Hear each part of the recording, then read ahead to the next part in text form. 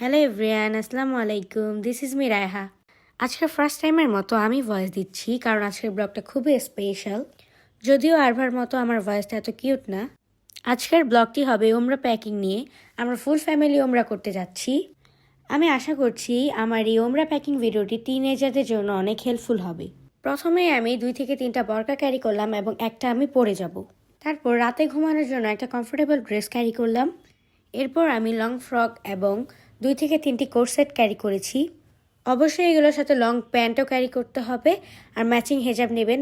চেষ্টা করবেন রেডিমেড হেজাবগুলো নেওয়ার। এছাড়া আমি 5 থেকে 6টা ঢিলাঢালা লং টি শার্ট এবং ট্রাউজার ক্যারি করেছি। এই টি শার্টগুলো তো কার্টুন থাকা যাবে না, আমি ওইভাবেই প্যাক করেছি। এগুলোর সাথে মাস্ট বি 2-3টা লং খিমার ক্যারি করতে হবে। এরপর আমি একটি জিন্স কনভার্স ক্যারি করেছি। যদিও এখানে স্যান্ডেলটা বেশি কাজে লাগে, তাই আমি 2 জোড়া স্যান্ডেল নিয়েছি। স্যান্ডেল খুব সহজেই ক্যারি করার জন্য এই টাইপের ব্যাগগুলো কিনে নিলে ভালো হয়। আপনার প্রয়োজনীয় জিনিস রাখতে আপনি এরকম ধরনের ব্যাগ কিনতে পারেন। আমরা যেহেতু উইন্টারে যাচ্ছি, তাই আমি একটা জ্যাকেট ক্যারি করেছি, কারণ শুনেছি মদিনাতে অনেক শীত। সাথে অনেক জোড়া মোজা ক্যারি করেছি আর সাথে কয়েকটা ইনার ক্যাপ ক্যারি করেছি। যদিও এখানে রেডি হেজাব আর খিমাটা বেশি কাজে দেয়। সাথে আমি আমার ইউজেবল শ্যাম্পুটা অল্প একটু ক্যারি করেছি আর ব্রাশ ক্যারি করেছি। মাস্ট বি লোশন এবং ভেজলিনটা লাগবে। ওমরার পরে মেয়েদের নাকি 1 কট চুল কাটতে হয়, তাই আমরা সকলেই কেচি ক্যারি করেছি। দোয়া পড়ার জন্য আমি একটি ছোট এবং একটি বড় বই ক্যারি করেছি।